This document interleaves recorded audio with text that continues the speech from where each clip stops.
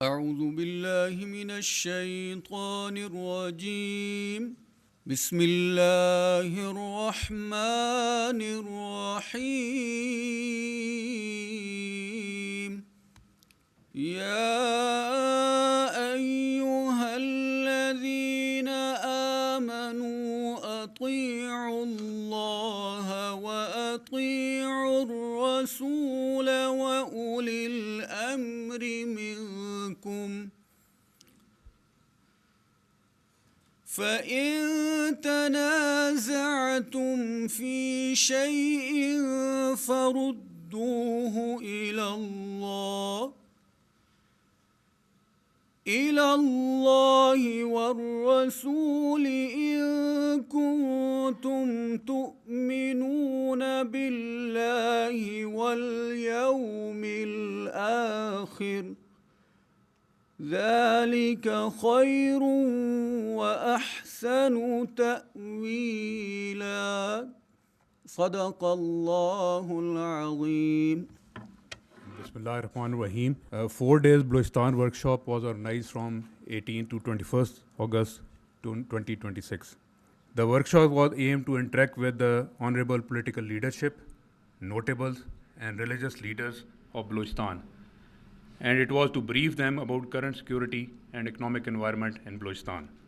With this brief premise, I would invite Honorable Prime Minister of Pakistan to please come and address the workshop. بسم اللہ الرحمن الرحیم. قابل احترام وفاقی وزراء، اسپیشل اسسٹنٹ ایڈوائزرز اور انتہائی قابل احترام بلوچستان ورکشاپ کے شرکاء، علماء کرام، عمائدین، نوجوان بھائیوں اور بہنوں، خواتین و حضرات، السلام علیکم. آج میں آپ سب کو اپنی طرف سے اور حکومت پاکستان کی طرف سے دل کی گہرائیوں سے آپ کو خوش آمدید کہتا ہوں. ویسے تو آپ میں سے بعض معززین سے میری ملاقات رہتی ہے، لیکن اس اجتماع میں مجھے حاضر ہو کر بہت خوشی ہو رہی ہے. اس میں کوئی دو رائے نہیں کہ بلوچستان پاکستان کا وہ علاقہ ہے جو نہ صرف ایسی بلوچ اور پشتون اقوام پر مشتمل ہے جن کی تاریخ دلیری، جن کی تاریخ مہمانوں کا احترام اور رواداری یہ بلوچستان کے قبائل کی عظیم ویلیوز ہیں، جس کو تاریخ نے اپنے اوراق میں بہت شاندار الفاظ میں سمیٹا ہے. اور جب عزت اور وقار کا معاملہ آ جائے تو پھر غیرت پکار کر یہ کہتی ہے کہ ہر قیمت پر عزت اور وقار کے اوپر سودا نہیں کرنا. تو میرے بزرگوں، بھائیوں اور بہنوں، یہ وہ بیک گراؤنڈ ہے جس کے حوالے سے میں پھر اس بات کا ذکر کرنا چاہوں گا کہ مجھے انتہائی خوشی ہے کہ آج کے اس ورکشاپ میں یہاں پر موجود ہوں اور آپ سے براہ راست مخاطب ہوں. میں آج کوئی زیادہ بات نہیں کروں گا بلکہ آپ سے سننا چاہوں گا، اس لیے کہ اس ڈائلاگ کا مقصد اپنی بات، سرکاری بات نہیں کرنی بلکہ آپ کی اور عوام کی بات سننی ہے. میں نے ابھی چند دن پہلے بھی یہ بات تاریخی حوالے سے کی تھی کہ 1947 میں حضرت قائد اعظم کی عظیم قیادت میں جب پاکستان لاکھوں مسلمانوں کی قربانیوں سے مارز وجود میں آیا تھا، تو بلوچستان میں جو انگریز راج کے تحت جو بلوچستان کے حصے تھے اور کوئٹہ میونسپلٹی نے مل کر اپنے دل کی آواز پر پاکستان کے ساتھ الحاق کا اعلان کیا تھا، اور اس میں آپ کے بزرگ شامل تھے، انتہائی قابل لائق احترام وہ قبائل کے عمائدین شامل تھے، جن میں چند نام اگر میں لوں، اگر باقی نہ لے سکوں تو معافی چاہوں گا کیونکہ فہرست بہت طویل ہے۔ قاضی محمد عیسیٰ، میر جعفر خان جمالی، مرحوم اکبر خان بگٹی، یہ وہ لوگ ہیں، ان کے ساتھ بے شمار جنہوں نے پاکستان کے ساتھ والہانہ الحاق کا اعلان کیا تھا۔ پھر اس کے بعد پرنسلی اسٹیٹس نے بھی سن 47 اور 48 میں کچھ وقفہ گزرنے کے بعد انہوں نے بھی الحاق کا اعلان کیا تھا۔ یہ کوئی بندوق کے نوک پر نہیں ہوا تھا، یہ دل، دماغ اور ایک کنوکشن کی بنا پر ہوا تھا کہ پاکستان کا ہم حصہ بن جائیں گے تو مل کر پاکستان کی ترقی اور خوشحالی کے سفر میں شریک ہوں گے۔ اس کے بعد کیا ہوا وہ بھی تاریخ کا حصہ ہے، میں اس کی تفصیل میں نہیں جانا چاہتا کہ سن 50 میں، 55 میں، 70 میں جو واقعات ہوئے وہ بھی تاریخ کا حصہ ہیں، لیکن یہ بحث جاری رہے گی کہ ان واقعات کو ہمیں کس طور ہینڈل کرنا چاہیے تھا، کس طریقے سے ہمیں ان معاملات کو ڈائلاگ کے ذریعے طے کرنا چاہیے تھا۔ بلاخر 1970 میں بلوچستان کو پورے ایک صوبے کا مقام حاصل ہوا اور وہ پاکستان کا چوتھا صوبہ کہلایا۔ میرے بزرگوں، بھائی اور بہنوں، تاریخ کا سبق یہ ہے کہ ہمیں آگے چلنا چاہیے اعتماد کے ساتھ اور باہمی مشاورت کے ساتھ۔ آج بلوچستان کے حوالے سے اگر میں یہ کہوں کہ یہ پاکستان کا سب سے امیر ترین صوبہ ہے تو یہ بات غلط نہیں ہے، لیکن یہ عمارت کے حوالے سے جو ستون جو ہمارے وہاں پر ذخائر ہیں، فولاد کے، معدنیات کے، ان کی بہت بڑی تعداد ابھی بھی پہاڑوں کے نیچے دفن ہے، اور اس میں بھی کوئی شک نہیں ہونا چاہیے کہ یہ اثاثے، یہ دولت بلوچستان کے عوام کی ہے، چاہے اس کا تعلق مکران سے ہے یا لاس بیلا سے ہے یا چمن سے ہے یا کسی بھی علاقے سے۔ یہ سب سے پہلا حق اس کے اوپر بلوچستان کے عوام کا ہے، لیکن سوال یہ پیدا ہوتا ہے کہ یہ دولت کاغذوں میں ہمیشہ دولت کہلائے گی اگر اس دولت کو صحیح طور پر اس سے فائدہ حاصل نہ کیا جائے، اور فائدہ حاصل کرنے کے لیے ان پہاڑوں کو، ان سمندروں کو، ان کی تہہ میں جانا ہوگا، اس کے لیے سرمایہ چاہیے، اس کے لیے ایکسپرٹیز چاہیے، اس کے لیے وسائل چاہیے، اور وہ وسائل، ایکسپرٹیز، وہ کولیبریشن وہ بلوچستان اور وفاق نے مل کے کرنی ہے، تبھی جا کر وہ دولت باہر آئے گی اور بلوچستان کے عوام کے لیے پہلے نمبر پر اور پاکستان کے عوام کے لیے بعد میں اس کا فائدہ حاصل ہوگا۔ تو میں سمجھتا ہوں کہ یہ ہے وہ بنیادی بات جو ہمیں اپنے ذہن میں اچھی طرح ذہن نشین کر لینی چاہیے۔ اس کے بعد آگے چلیں تو یہ کہنا کہ بلوچستان کے مسائل نہیں ہیں، بالکل مسائل ہیں اور آپ کے جائز مسائل ہیں۔ سب سے بڑی بات یہ ہے کہ آپ جغرافیائی لحاظ سے سب سے بڑا صوبہ ہے، ہزاروں کلومیٹر کی مسافت ہے۔ ظاہر ہے کہ ایک علاقے سے اگر دوسرے علاقے سے لوگوں نے آنا جانا ہے، تعلیم حاصل کرنی ہے، ہسپتال بننے ہیں، سڑکیں بننی ہیں، تو اس کے لیے وسائل چاہیے۔ تو یہ ایک یقیناً اس حوالے سے ایک جینوئن چیلنج ہے، مگر اسی طرح کے مسائل کسی اور معنوں میں، کسی اور کانٹیکسٹ میں دوسرے صوبوں کے ہو سکتے ہیں اور ہیں۔ تو مسائل کو حل کرنے کا طریقہ کیا ہے؟ باہمی مشاورت اور جو وسائل موجود ہیں ان کی منصفانہ بنیاد پر ان کی تقسیم، تاکہ سبھی صوبے اس سے مستفید ہوں۔ لیکن مسائل کی آڑ میں اگر بندوق اٹھا لی جائے تو وہ کوئی محب وطن پاکستانی نہیں کر سکتا، سوال پیدا نہیں ہوتا۔ نہ کہ بندوق کی نوک پر شناختی کارڈ نکال کر اس کے حوالے سے لوگوں کو بے دردی سے شہید کرے کہ اس کا تعلق اس علاقے سے ہے، فلاں کا تعلق اس علاقے سے ہے۔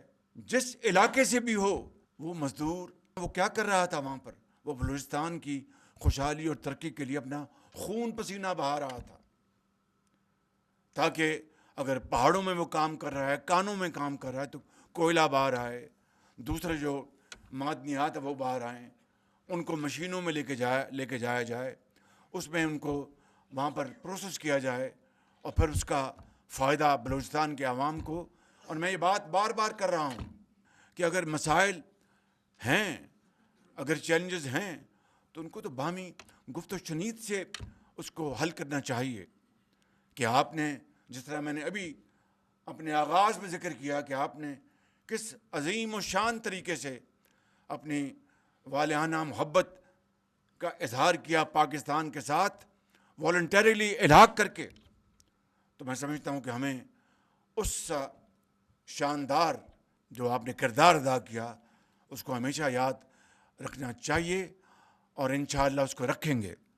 میرے بزرگوں، بھائی اور بہنوں، میں یہاں پر یہ عرض کروں گا کہ جہاں پر بلوچستان میں دہشت گردی ہو رہی ہے، اور اسی حوالے سے کے پی میں بھی دہشت گردی ہو رہی ہے، اس میں کوئی شک نہیں کہ گھس بیٹھیے جو کہ فتنہ الخوارج، جو کہ ہمارے جو دشمن ممالک ہیں ان سے وہ وسائل حاصل کر رہے ہیں اور بے گناہ لوگوں کو شہید کر رہے ہیں۔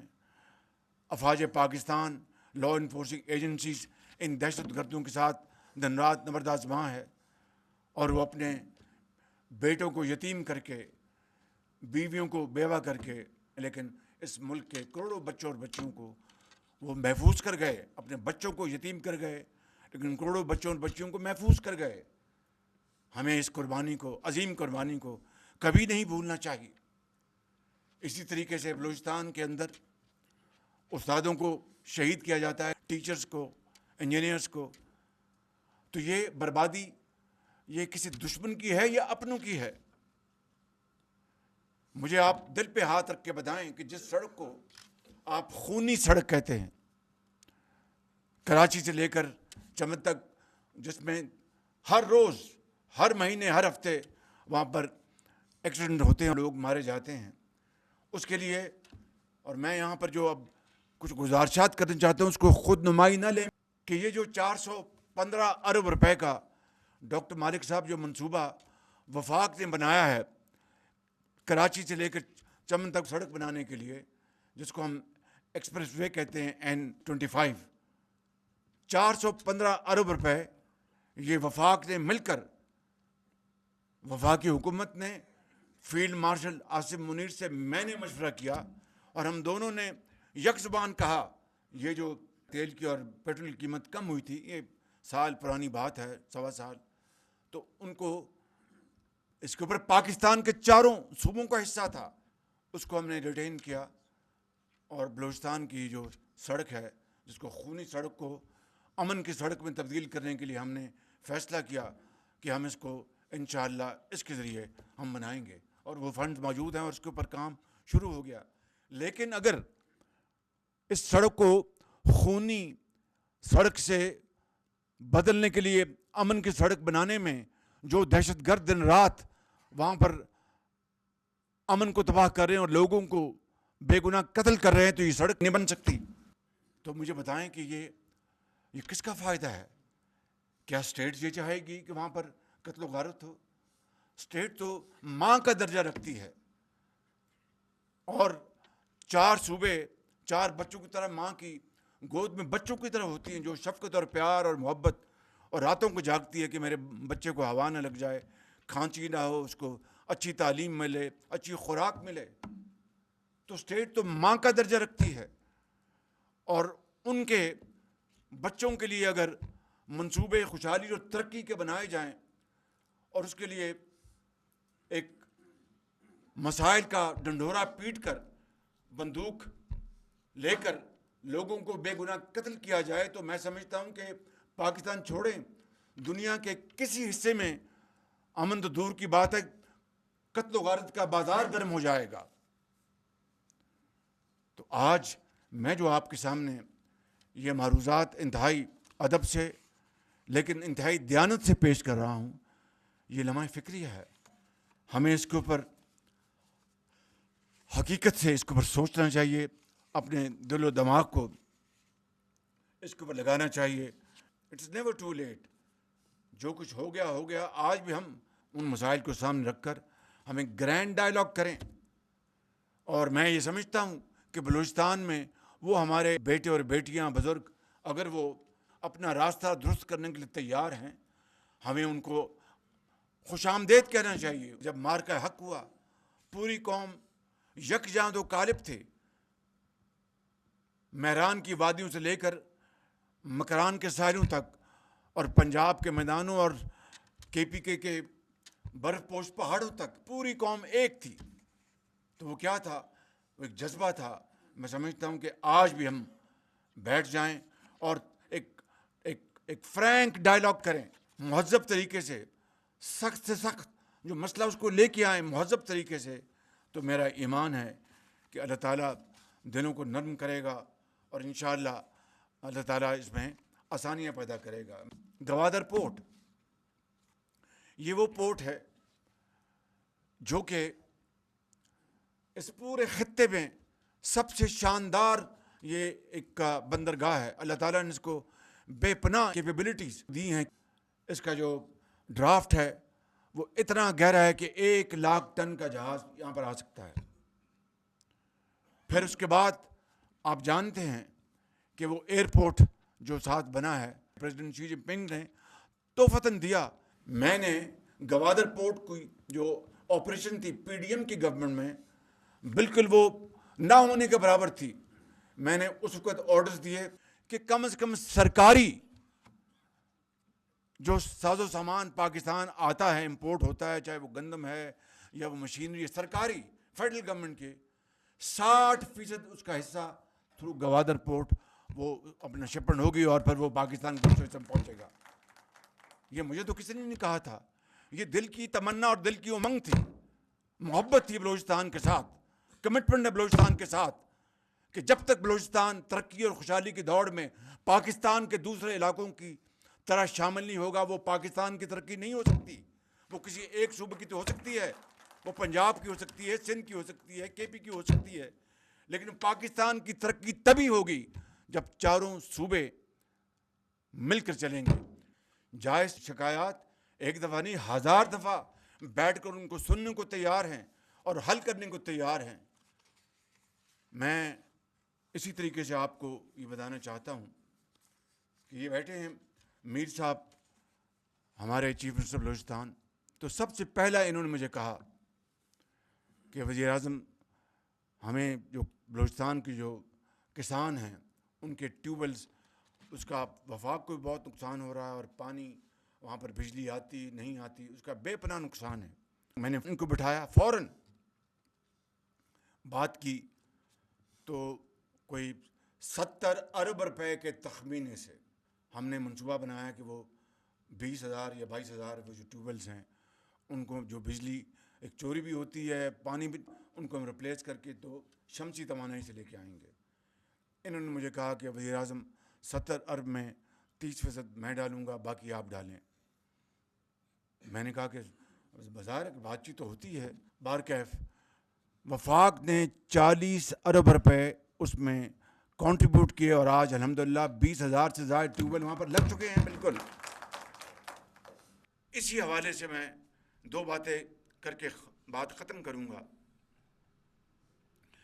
کہ جب 2010 میں NFC ایوارڈ کے اوپر بحث ہو رہی تھی, چاروں صوبے موجود تھے, میں بھی اس وقت اللہ تعالیٰ کے فضل و کرم سے اور میاں محمد نواز شریف کی مہربانی سے میں وزیر اعلیٰ تھا پنجاب کا.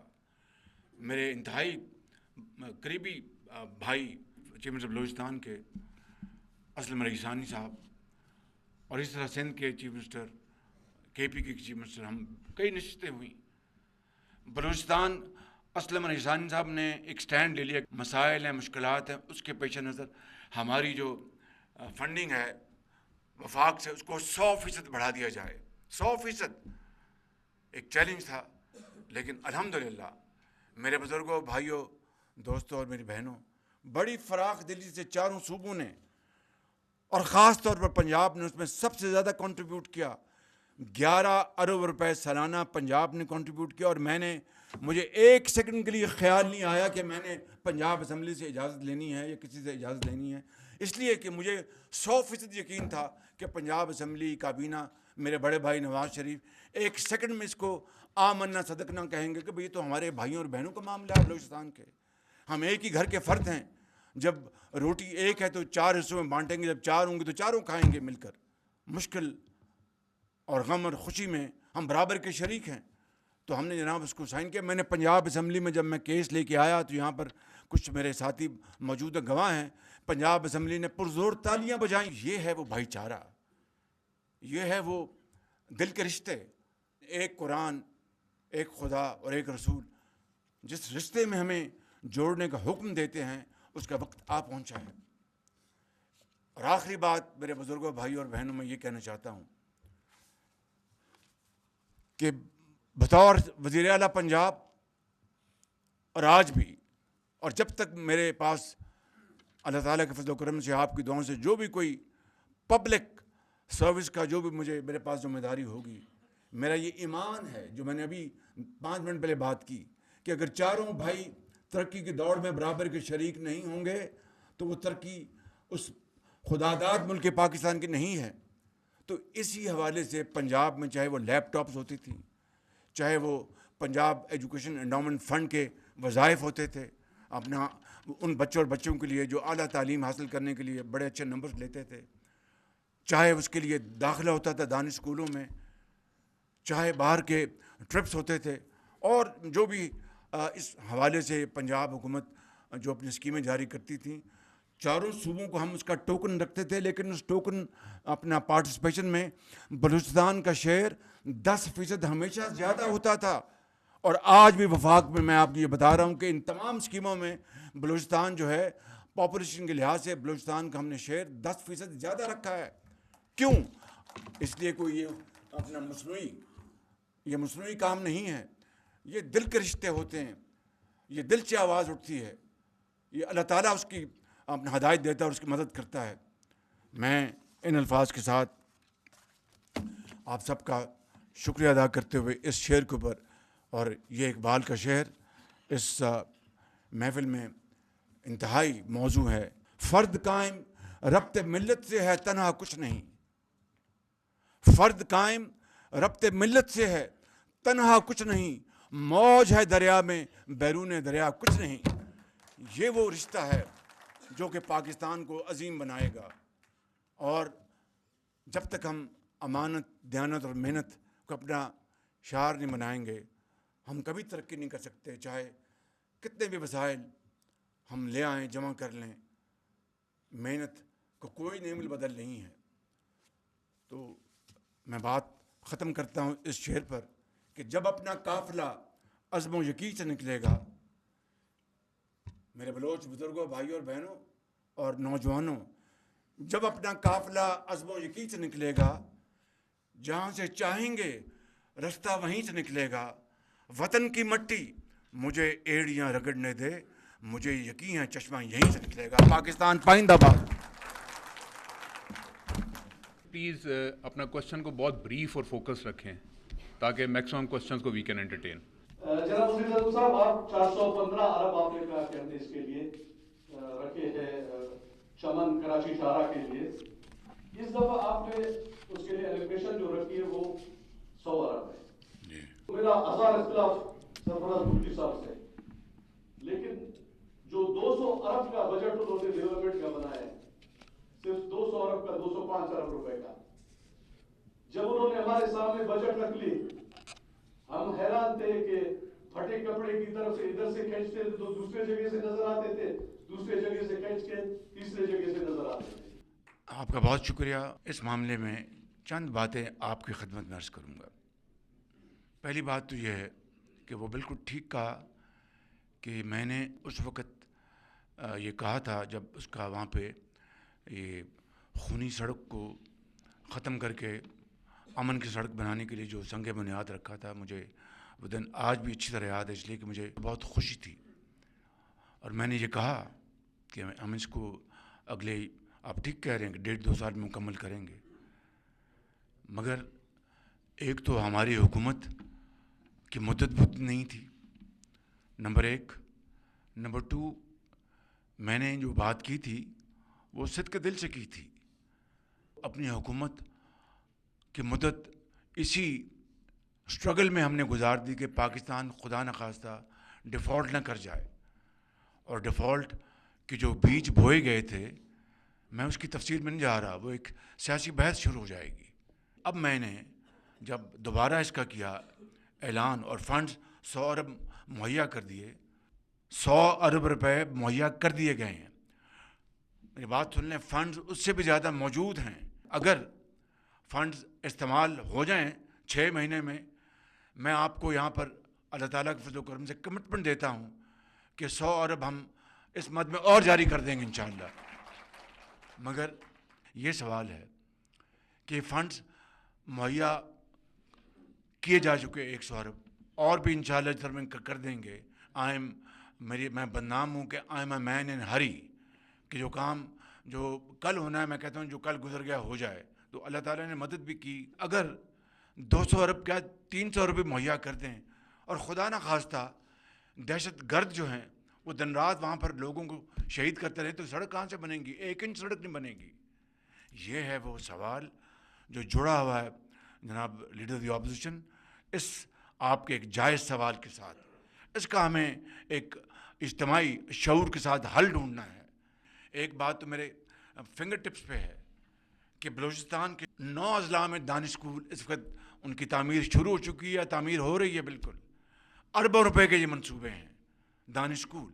और दानिश स्कूल वो जो हैं ये हम पल्ला हैं एचएन कॉलेज के। आपके कई बुज़ुर्ग जो हैं वो एचएन कॉलेज से पढ़े हैं, पर मुझे ज़्यादातर इल्म है एचएन कॉलेज में तो तुमनदारों, वज़ीर आज़म, गवर्नर्स और जजेस, जर्नलों के बेटों के अलावा तो वहाँ कोई दाखिल नहीं हो सकता। गरीब आदमी, कोई यतीम आ जाए तो इस कॉलेज में आनी जो उसके दरवाजे हैं उनको अंदर आने की इजाज़त नहीं देते। तो दानिश स्कूल का आगाज़ मैंने पंजाब से किया था इस सोच के साथ कि वो यतीम बच्चा, वो यतीम बच्ची जो एक खुशदार के इलाके में या सिंध की मैदान की वादियों में या पंजाब के मैदानों में या बलूचिस्तान के बर्फ़पोश पहाड़ों में जो बसते हैं, क्या उनका हक़ नहीं कि वो तालीम के ज़ेवर से वो भी आरास्ता परास्ता हों? क्या वो उनको हक़ नहीं कि वो भी एचएन कॉलेज के हम पल्ला नहीं तो कम से कम एक अच्छी तालीम के हक़दार हों? बिल्कुल ये वो फ़लसफ़ा था जिसकी बुनियाद पर हमने ये स्कूल बनाए। और आज इसका जाल पूरे पाकिस्तान में, गिलगित बल्तिस्तान, AJK सिंध में, कराची में हमने, और एक सिंध के अंदरून शहर एक अंदरून में एक दो बनाए। पंजाब में एक स्कूल नहीं बनाया कि उनके पास वसाइल हैं अल्हम्दुलिल्लाह। और ये वसाइल उन इलाकों के लिए है जो दूर दराज इलाके हैं जहाँ पर इतने वसाइल नहीं हैं। तो ये अरबों रुपए के मंसूबे 9 दानिश स्कूल बलूचिस्तान में, जो कि 100% एचएन कॉलेज के हम पल्ला हैं, बोर्डिंग और लॉजिंग के हवाले से, स्मार्ट बोर्ड्स हैं, IT लैब्स हैं, बेहतरीन उस्ताद हैं, वहाँ के लोकल उस्ताद मेरिट पर भर्ती किए जा रहे हैं। ये मुझे तो किसी ने कहा था, लेकिन मेरा ये फ़र्ज़ है, ये कोई एहसान नहीं है कि मैं इसके लिए जितने भी वसाइल मुहैया कर सकूँ मैं करूँ। इसके अलावा जो कच्ची कैनाल के लिए हमने फ़ंड्स मुहैया किए हैं, ज़रा बताएंगे आप जब बलूचिस्तान के लिए जो डेवलपमेंट फ़ंड में क्या, बताइए ज़रा। चूँकि पूरे मुल्क के लिए जो PSDP है वो 1000 अरब है, जो 2018 में 1000 अरब होती थी और 2.6% GDP की होती थी, वो घट के 0.6% रह गई है। चूँकि बीच का जो दौर है उसमें कर्ज़े बहुत लिए गए, लेकिन उस 1000 अरब में बलूचिस्तान के लिए 200 अरब रखा गया है اور پنجاب کے لیے صرف 70 ارب روپے ہے. تو اس سے آپ اندازہ کر سکتے ہیں کہ چاروں صوبوں میں سب سے زیادہ allocation P S D P میں بلوچستان کے منصوبوں میں ہے. اور جناب وزیر اعظم، میں آپ کی اجازت سے یہ عرض کرنا چاہتا ہوں کہ جناب نواز شریف صاحب کے دور میں بھی، جیسے اب انہوں نے خونی سڑک کی ذکر کیا ہے، بلوچستان کی 2 اہم شاہراہیں جو کہ کئی سالوں سے بند پڑی تھیں، کوئٹہ اور گوادر کا کوئی رابطہ نہیں تھا، 650 کلومیٹر سڑک 3 سالوں میں تعمیر کی گئی. لیکن اس سڑک کو تعمیر کرنے میں 43 ایف ڈبلیو او کے جوانوں نے شہادت کا جام نوش فرمایا. آپ مجھے بتائیے کہ آج اس سڑک کے بننے سے گوادر سے لے کے تربت سے لے کے پنجگور سے لے کے کلات سے لے کے کوئٹہ تک، کیا اس پورے خطے کی معیشت میں انقلاب نہیں ہے؟ اب مجھے بتائیے گا honourable leader of the opposition Balochistan assembly, آپ کی خدمت میں عرض کرنا چاہتا ہوں کہ یہ جو بتایا گیا ہے اس سے بھی زیادہ ہونا چاہیے، بلکہ اس سے بھی کہیں زیادہ ہونا چاہیے، کوئی دو رائے نہیں. میں نے خود اپنی ابتدائیے میں تسلیم کیا کہ جو آپ کا جغرافیائی محل وقوع ہے وہ تقاضا کرتا ہے کہ سب سے زیادہ وسائل وہاں پر مہیا کیے جائیں تاکہ جو فاصلے کم ہوں اور دوسری جو سہولیات وہاں پہنچائی جائیں. لیکن اگر مجھے بتائیں آپ خود اپنے دل پہ ہاتھ رکھ کر کہ وہ دہشت گرد جو ہر چیز کو تہ و بالا کرنا چاہتے ہیں اور اپنا ماؤں کی گودیں اجاڑنا چاہتے ہیں، تو کیا یہ دانش اسکول پنپ سکیں گے؟ کیا یہ خونی سڑک امن کی سڑک بن سکے گی؟ کیا وہاں پر مزید چمچی منصوبے ہیں وہ لگ سکیں گے؟ کیا وہاں پر مزید لیپ ٹاپس اور یونیورسٹیاں بن سکیں گی؟ یہ ہے وہ چپتا سوال جس کا آپ کو اکیلے نہیں مجھے بھی جواب دینا ہے، ہم سب کو جواب دینا ہے. اس کے لیے میں سمجھتا ہوں کہ ایک پرامن مکالمہ لازمی ہے. سر ایک ریکویسٹ ہے میری یہ کہ جو ہماری منسٹری آف کامرس ہے اس میں R&D کا سیکٹر یا برانچ بہت لازمی ہونا چاہیے، اور اس کو ہمارے بلوچستان کے منسٹری آف کامرس کے ساتھ کنیکٹ کرنا چاہیے تاکہ مینوفیکچرنگ پر فوکس ہو. اور سر دوسرا ریکویسٹ ایک یہ ہے کہ مینوفیکچرنگ انڈسٹری کے حوالے سے ہمارے بلوچستان کے لیے کیا پلان ہے، کوئی پالیسی ہے اس کے حوالے سے؟ Thank you. جی بہت شکریہ. ایک تو جو آنریبل فیڈرل منسٹر ہیں کامرس کے، ان کا تعلق بلوچستان سے ہے، اور مجھے یقین ہے کہ آپ کے ساتھ ان کا قریبی تعلق رہتا ہے، اور یہ ساری جو تجاویز آپ نے ابھی جو دی ہیں، بڑی صاحب آپ نے مشورے دیے ہیں، ان کے ساتھ رہتا ہے. تو میرا خیال ہے کہ اس سے اچھی تو کوئی اور بات ہو نہیں سکتی کہ جو منسٹری آف کامرس وفاق کی، جو کہ جو اکنامک منسٹریز میں کی منسٹری ہے، یعنی عام ترین جو منسٹریز ہیں ان میں یہ کامرس ہے. تو ایک تو میرا خیال ہے کہ آپ کا ان سے قریبی رابطہ ہے، اگر نہیں ہے تو ہونا چاہیے تاکہ یہ معاملات سامنے آئیں. ایک بات. دوسری بات جو آپ نے بالکل بات کی کہ ہماری جو ایکسپورٹس، گو کہ ہماری جو آئی ٹی ایکسپورٹ جو ہیں وہ فینومینلی اس میں بہت اضافہ ہوا ہے.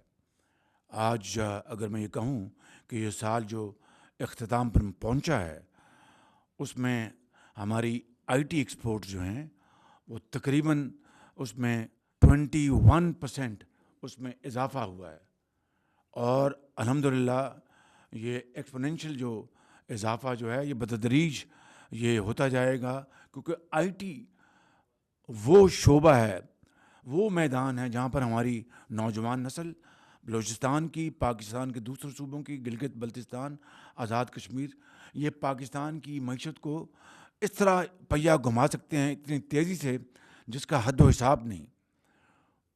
ایک تو یہ ہے، اس میں میں نے بتایا آپ کو. دوسرا ہماری جو چاول کی جو ایکسپورٹ ہے اس میں کمی آئی، اور میں نے اس کا فی الفور نوٹس لیا. فی الفور سیکرٹری کامرس بیٹھے ہیں ادھر، منسٹر آف کامرس تو ہیں، میں اور ministry of security, food security کا بھی تعلق ہے اس سے. میں نے فی الفور نوٹس لیا، اور جو ہمارا ایکسپورٹ ڈیولپمنٹ فنڈ ہے اس میں سے میں نے اپنا 11-12 ارب روپے ان کو دلوائے، تاکہ کیونکہ دنیا میں جو ہمسائے ممالک وہ سستا چاول بیچ رہے تھے، ہم نے ان کو سبسڈائز کیا، سبسڈی دی تاکہ ہمیں ڈالرز ہمیں آئیں، ڈالرز آئیں اور خزانے میں آئیں. اس سے فرق پڑا، لیکن ابھی وہ گیپ ہے. سمگلنگ دیکھیں، سمگلنگ، میں اس آئٹم کا نام نہیں لے رہا، وہ سمگل ہوتی تھی دہائیوں سے اسمگلنگ تھی، اس آئٹم کی اسمگلنگ بند کی. فیلڈ مارشل نے اس کے لیے پیش قدمی کی بڑی مضبوطی کے ساتھ. اس کا نتیجہ یہ نکلا کہ جو پچھلا سال گزرا ہے اس مد میں، اس آئٹم کی مد میں 125 ارب روپے خزانے میں آئے. یہ کوئی جادو منتر نہیں ہے، یہ وہ کمٹمنٹ ہے، یہ پارٹنرشپ ہے، یہ ایمانداری. میں بہت خطاکار انسان ہوں، بخدا میں آپ سب سے زیادہ خطاکار انسان ہوں، لیکن گورننس میں، پبلک سروس میں اس خطاکار انسان نے ہمیشہ کوشش کی کہ پبلک انٹرسٹ کو پروموٹ کیا جائے. تو ہمیں اگر مل کر اگر ہم کام کریں گے، مہران کی وادیوں سے لے کر مکران کے ساحلوں تک، پنجاب کے میدانوں اور کے پی میں، تو خدا کی قسم خوشحالی کا انقلاب چند سالوں میں آ سکتا ہے اگر ہم کمر بستہ ہو جائیں. Thank you very much. میرا نام مولوی محمد سرور مسخیل ہے. جناب، بلوچستان سے دوسرے صوبوں کو جانے والے 4 راستے ہیں. ایک کوئٹہ کراچی، ایک کوئٹہ جکم آباد، ایک کوئٹہ ڈیرہ غازی خان اور ایک کوئٹہ ڈی اے خان. جناب یوسف رضا گیلانی جب وزیر اعظم تھے تو میرے درخواست پہ انہوں نے ایک 5ویں نیشنل ہائی وے کی منظوری دی، اور پھر سیلاب آیا اور تھوڑا اس کو 4-5 سال بعد مکمل منظوری ہوئی اور اس پر پھر کام شروع ہوا. میں آپ کے سامنے جناب احسن اقبال صاحب کا شکریہ ادا کرتا ہوں کہ اس روڈ میں ایک 35 کلومیٹر کا ٹکڑا رہ رہا تھا جو پنجاب سے ملاتا ہے بلوچستان کو، اس کی بھی انہوں نے اپروول دے دی. میں ان کا شکریہ ادا کرتا ہوں جناب وزیر اعظم. بلوچستان کو ان 4 نیشنل ہائی وے سے بہت بہتر نیشنل ہائی وے ملے گا جو شارٹ بھی ہوگا، جس میں سلوپ بھی ہے، اور بہترین بات یہ ہے سب سے زیادہ کہ وہ پرامن روڈ ہے بنسبت باقی 4 نیشنل ہائی ویز کی، کہ یہاں نہ سرمچار ہے، نہ طالب ہے، نہ دھماکہ ہے، نہ ڈکیتی ہے. انتہائی محفوظ راستہ ہے. لیکن بس افسوس صرف یہ ہو رہا ہے کہ اس کو ابھی 10 سال ہو گئے بنتے، اور اب بھی اس پر جو کام ہوا ہے وہ 75% ہوا ہے، 25% رہتا ہے. اگر اس طرح آپ کوئی حکم فرما دیں، اگرچہ اس میں ہمارے بلوچستان گورنمنٹ کا بھی حصہ ہے 40%، میں آپ کی موجودگی میں سی ایم صاحب سے بھی درخواست کروں گا کہ وہ بھی اگر اپنا حصہ بڑھا دیں. بلوچستان کو ایک شارٹ روڈ ملے گا اپنی معدنیات، اپنی سبزیات، اپنی میوجات پنجاب کی منڈیوں میں پہنچانے کے لیے. بہت شکریہ جناب. جی بہت شکریہ جی، بہت شکریہ. اس کو ایسے نوٹ کر لیں. جناب مولوی محمد سرور صاحب، آپ نے جو سیلاب کی بات کی تو مجھے بتائیں، اگین یہ کوئی خود نمائی کی بات نہیں کر رہا، 2022 کے بدترین سیلاب میں جہاں پر صوبے کی حکومت نے، جہاں پر افواج پاکستان نے دن رات کام کیا، وہاں پر وفاقی حکومت اللہ تعالیٰ کے فضل و کرم سے، اس وقت میری ذمہ داری تھی، کیا ہم چپے بلوچستان کے نہیں پہنچے جب تک کہ یہ سیلاب کا پانی سمندروں میں دھکیل نہیں دیا گیا، جب تک کہ وہاں پر لوگوں کو خوراک اور کمبل اور خیمے اور ان کو وہاں پر ان کی امداد نہیں پہنچائی گئی. اس وقت تک یہ خادم چین سے نہیں بیٹھا. تو یہ بات اس لیے میں نے کی چونکہ آپ نے سیلاب کا ذکر کر دیا، تو میں یہ کہہ رہا ہوں کہ یہ تو ہمارا فرض ہے، کوئی احسان نہیں. اس لیے جو بھی آپ منصوبوں کی بات کر رہے ہیں، ترقی اور خوشحالی کی منصوبوں کی، کاش آپ اس بات کی بھی، آپ عظیم محب وطن ہیں، آپ کو ایک کمٹمنٹ دینی ہے کہ پھر ان فنڈز کی حفاظت، ترقی اور خوشحالی کے منصوبے آپ کے بچوں اور ہمارے بچوں کے لیے، اس کی ذمہ داری آپ کی ہے. جی. اور ہمارے صوبے کے مسائل سارے ایک ہی ہیں. ایک چیز جو میں گلہ کرنا چاہتا ہوں آپ سے، بہت ہی احترام کے ساتھ، آپ کمب کے بڑے ہیں جناب وزیر اعظم صاحب. 2013 میں ہم جاتی عمرہ آئے آپ کے پاس، آپ خادم پنجاب دیں. آپ نے کہا کہ میں بلوچستان کو ایک گفٹ دینے والا ہوں کہ میں ایک کینسر ہاسپٹل وہاں پہ بناؤں گا، اور یہ میری دل کی خواہش ہے. کینسر نہیں، ہارٹ کا دل کا اسپتال، سوری. تو وہ دل کا ہسپتال کہاں تک پہنچا ہے اور اس کا کیا پوزیشن ہے، وہ تھوڑا سا آپ سے گزارش کرنا چاہتا ہوں کہ اس کے اوپر روشنی ڈالیں. آخری سوال جناب وزیر اعظم صاحب، سردیاں ہمارے ہاں مائنس پہ چلی جاتی ہیں. اس میں گیس کا جو مسئلہ ہوتا ہے ہمارے اسمبلی میں ہر سردیوں میں قرارداد ہم پیش کرتے ہیں. محترم چیف منسٹر صاحب بیٹھے ہوئے ہیں. ہم ہمیشہ یہ رونا دھونا ہوتا ہے وہاں پر مائنس میں گیس نہیں ہوتا. اور یہاں پہ پنجاب میں جب ہم کراچی جاتے ہیں ایم ڈی سے ملتے ہیں تو پنجاب میں یہاں فیکٹریاں چل رہی ہوتی ہیں جو گیس سے چلتی ہیں. جناب وزیر اعظم صاحب, سردیوں میں آپ سے گزارش یہ ہے کہ آج ہی آپ ایک حکم جاری کریں کہ جہاں بلوچستان میں اتنی سردی ہوتی ہے, پنجاب کی فیکٹریاں اگر 2 مہینے کے لیے بند ہو جائے تو وہاں پہ ہمارے جو لائف ہے وہ سیو ہوں گے. ہمارے بچے, ہمارے جو عورتیں ہیں وہ آپ کو اور آپ کے اس کو کابینہ کو دعا دیں گے. Thank you. پہلی بات تو یہ ہے کہ جو دل کے ہسپتال کی آپ نے بات کی, تو مہربانی کر کے آپ دل پر ہاتھ رکھ کر میرا جواب سنیں.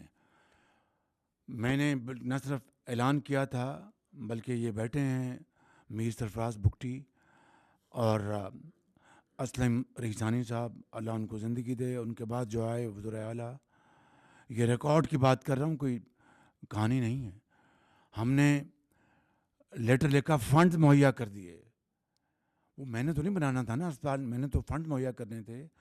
اور بنانا تو بلوچستان کی حکومتوں نے یا حکومت نے یا وہاں کی جو بھی سیٹ اپ ہے ایڈمنسٹریشن نے, کیونکہ ظاہر ہے کہ اپنا دوسرے کے صوبے میں ہم جا کر خود تو نہیں کر سکتے. اگر وہ ہمیں حکم دیتے تو ہم کر دیتے. تو فنڈز سالہ سال پڑے رہے, اور اس سے آگے میں کچھ نہیں کہنا چاہتا. بگٹی صاحب اس کا جواب دیں گے اس بات کا پرٹیکولرلی آپ؟ یہ ایک تو جناب وزیر اعظم آپ کا بہت شکریہ کہ آپ نے بلوچستان کے لوگوں کو یہاں مجذوب کیا. یہ 2010 کی بات ہے یا 9 کی بات ہے جب اناؤنس کیا تھا. اس کے بعد سے اس پر کام نہیں ہو سکا کیونکہ حکومت بلوچستان نے اپنے 2 ہسپتال بنا لیے تھے. ایک شیخ زاید ہاسپٹل ہے ہارٹ کا جو بہت زبردست طریقے سے چل رہا ہے, آپ نے خود دیکھا. آغا صاحب کدھر ظفر آغا صاحب, آپ خود اس ہسپتال گئے ہیں. اور دوسرا جو BIVCD ہے وہ بھی تیار ہو گیا, ادھر بھی جا کے آپ کے ہارٹ کا بڑا اچھا علاج ہوگا. اللہ آپ کو دل کی بیماری سے بچائے. وہ پیسے ہم یوٹیلائز کر لیں گے. اور وزیر اعظم پاکستان نے جو سب سے بڑا کام کیا N25 کے حوالے سے تو آپ نے بتایا سر. یہ جو سولر کے حوالے سے آپ نے اور آپ کی ٹیم سردار اویس خان لغاری صاحب اور سیکرٹری انرجی جو اس وقت تھے اور سیکرٹری فائنانس اور منسٹر فائنانس ہیں. سر میں ایک بار پھر بلوچستان کے یہاں زمینداروں کی نمائندگی کرتے ہوئے, کیونکہ یہاں پر زمیندار ایکشن کمیٹی کے لوگ بیٹھے ہوئے ہیں, کل بھی وہ مجھے فرما رہے تھے کہ اللہ کے فضل و کرم سے سر وہ آپ کا پروجیکٹ اتنا سکسیزفل ہوا, اینڈ یوزر کو اس کے پیسے اس کے گھر پہ ملے. اور آج کیسکو کا 100+ بلین روپیز جو ہے وہ بچے ہیں. تو وہ کریڈٹ آپ کو جاتا ہے, آپ کی ٹیم کو جاتا ہے, سردار صاحب کو جاتا ہے. دوسرا میرے بھائی کا سوال تھا کہ اپنے سردیوں میں شدید گیس کی قلت ہوتی ہے. منسٹر پیٹرولیم بیٹھے ہیں, میں ان کو گزارش کروں گا کہ اسی ہفتے آپ کوئٹہ جائیں اور جا کے سب سے میٹنگ کریں اور کا فیصلہ کر کے آئیں وہاں پہ. یہ ایک بات کر لیں آپ, اسی ہفتے اس کو جا کے ریزالو کر کے آئیں آئندہ سردیوں کے لیے. یہ بات کرنا چاہتے ہیں, ان کو مائک دے دیں. قابل احترام وزیر اعظم صاحب, یہ جو ہمارے ساتھی نے جس تکلیف کی طرف نشاندہی کی ہے اس کے بارے میں مجھے بالکل معلوم ہے, بٹ میں گزارش یہ کروں گا سردیوں کے اندر بلوچستان کی ضرورت جو بالکل اپنی جگہ جائز ہے اس کو پورا کرنے کی ہم بھرپور کوشش کرتے ہیں. سر میں آپ کے حکم کے مطابق وہاں چلا جاؤں گا. یہاں پہ ہمارے 2 بلوچستان کے سینئر وزراء بیٹھے ہیں, ان کی سربراہی میں کمیٹی میرے بھائی کو اس میں شامل کر کے سر وہاں پہ جو مسائل ہیں فراہمی کے, اس کے اندر سر جو ٹیکنیکی وہاں پہ پرابلمز آتی ہیں ان کو اگر ہم مل کے حل کریں تو یقیناً ہم فراہمی کو یقینی بنا سکتے ہیں. ان کے لیے کہ آپ جن کو بھی ساتھ لے کر جانے چاہیں بڑے شوق سے مجھے بتائیں, میں ان کو کہہ دوں گا. آپ جائیں کوئٹہ, ان سب کو بلائیں. میر صاحب آپ اکٹھے کریں ان کو, میری بات سن لیں. آپ بھی اس میں تشریف لائیں, سب وہاں پر ہوں, اور چاہیں گیس موڑیں یا چھوڑیں ان کو گیس مہیا کریں. بس ختم بات.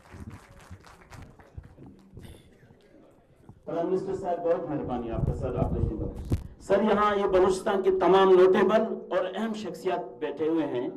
یہ امان بدامنی کیسے پھیلا بلوچستان میں, یہ بھی ایک سوال ہے. یہ سر ہمارے کمپنسٹ پارٹیوں لوکل پارٹیوں کی وجہ سے وہ ادھر ذہن سازی کرتے ہیں اپنے جو ہے مفادات کے لیے, لوگوں کا ذہن کو خراب کر کے, پنجاب سے نفرت پھیلا کر کے आज ये हालत हो गया है सर हमारा। हमें पंजाब के अपने जो श्रोता हमारे आर्मी के 11 जो शहीद हो गए, इनका आप वीडियो देखें, आपको दुख होगा। खुदा की कसम मैं रोया हूं उनके लिए। ये हमारे वो श्रोता हैं, इनके माओं को, इनके बहनों को, इनके बेवाओं को मैं सलूट पेश करता हूं। बीइंग ए बलूचिस्तान की तरफ से मैं उनसे ताज़ियत करने आया हूं आज। वो में हमारे अजीज हैं।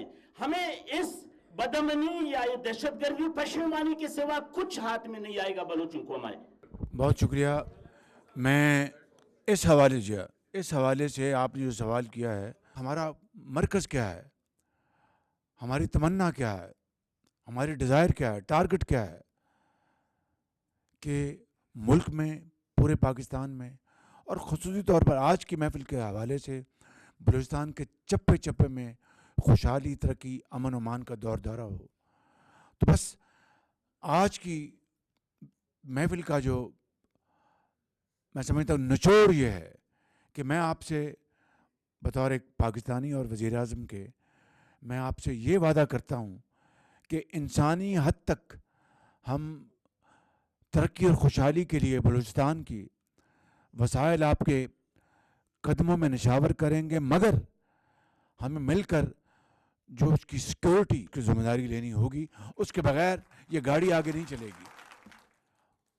और आपका एक मरतबा फिर शुक्रिया। पाकिस्तान, बलूचिस्तान जिंदाबाद।